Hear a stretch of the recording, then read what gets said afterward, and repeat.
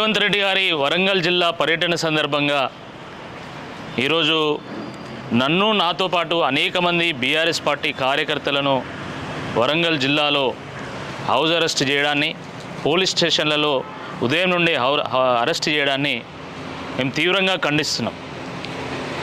మీది ప్రజాపాలన కదా, ప్రజాపాలనలో పోలీసుల పహారా ఎందుకు, నిర్బంధం ఎందుకు? ప్రజాప్రభుత్వం కదా, ప్రజాప్రభుత్వాన్ని బీరాలు పలుకుతున్నప్పుడు ప్రతిపక్ష పార్టీ నాయకుల మీద ఈ ఆంక్షలు ఎందుకు? ఇది చాలా దుర్మార్గం. ఇది కేవలము ముఖ్యమంత్రి గారి పర్యటన సందర్భంగా మేము నిర్మాణాత్మకంగా కొన్ని సూచనలు మాత్రమే చెప్పినాం. ఎక్కడ కూడా మేము ముఖ్యమంత్రి గారిని అడ్డుకుంటామని మేము చెప్పలే. 6 నెలలు కూడా కాలే, అప్పుడే ఇంత అభద్రతా భావం ఎందుకు? ఎందుకు ఈ నిర్బంధాలు, ఎందుకు ఈ ఆంక్షలు? దీనికి సమాధానం చెప్పాల్సిందిగా కోరుతా ఉన్నాం. ముఖ్యమంత్రి రేవంత్ రెడ్డి గారు తన పర్యటన సందర్భంగా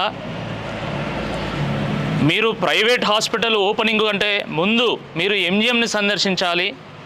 గత ప్రభుత్వం ప్రారంభించినటువంటి 24 అంతస్తుల మల్టీ సూపర్ స్పెషాలిటీ హాస్పిటల్ను సందర్శించి అక్కడ పనులను వేగవంతం చేయాలని చెప్పి మాత్రమే మేము సూచనలు చేసినాం. అంతే తప్ప ఎక్కడ కూడా మేము అడ్డుకుంటామని చెప్పలే. ప్రతిపక్ష పార్టీ నాయకులు సూచనలు చేసేంత వరకు పాపం ముఖ్యమంత్రి స్థాయిలో ఆయనకి ఎట్లా పర్యటన చేయాలో కూడా తెలియదు. నిన్న మా ప్రెస్ మీట్ తర్వాత సూపర్ స్పెషాలిటీ హాస్పిటల్ని సందర్శించాలని చెప్పి వాళ్ళు షెడ్యూల్ పెట్టుకున్నారు. దానికి ఇబ్బంది ఏం లేదు. కానీ మరి ఎందుకు మమ్మల్ని హౌస్ అరెస్ట్ చేస్తున్నారు? మేము అడిగింది ఏంది? ఎంజిఎంని సందర్శించమన్నాం, సూపర్ స్పెషాలిటీ హాస్పిటల్ని సందర్శించమన్నాం. అదిగాక మా ఓరుగల్లు ఆత్మగౌరవానికి ప్రతీక అయినటువంటి ఈ కాకతీయ కళాతోరణము తొలగిస్తారా, ఉంచుతారా? మీ వైఖరి ఏందో స్పష్టం చేయమని నేను అడిగిన. దాంట్లో ఇబ్బంది ఏంది? ఇప్పటికైనా స్పష్టం చేయండి. రేవంత్ రెడ్డి గారు తన వైఖరిని స్పష్టం చేయకపోతే ఈ కాంగ్రెస్ పార్టీ నాయకులు, కాంగ్రెస్ పార్టీ ఎమ్మెల్యేలు, ఎంపీలు, ప్రజాప్రతినిధులు అందరూ కూడా పోయి రేవంత్ రెడ్డి గారి ఇంటి ముందు టెంట్ వేసుకొని ధర్నా చేయాలి. మీరు ముఖ్యమంత్రి గారిని ప్రశ్నించకపోతే ప్రజలే మీ ఇళ్ళ ముందుకు వచ్చి ధర్నా చేసేటువంటి ఒక పరిస్థితి వస్తుంది. కాబట్టి ఇప్పటికైనా మేల్కొనాల్సిందిగా ఈ సందర్భంగా మేము విజ్ఞప్తి చేస్తున్నాము.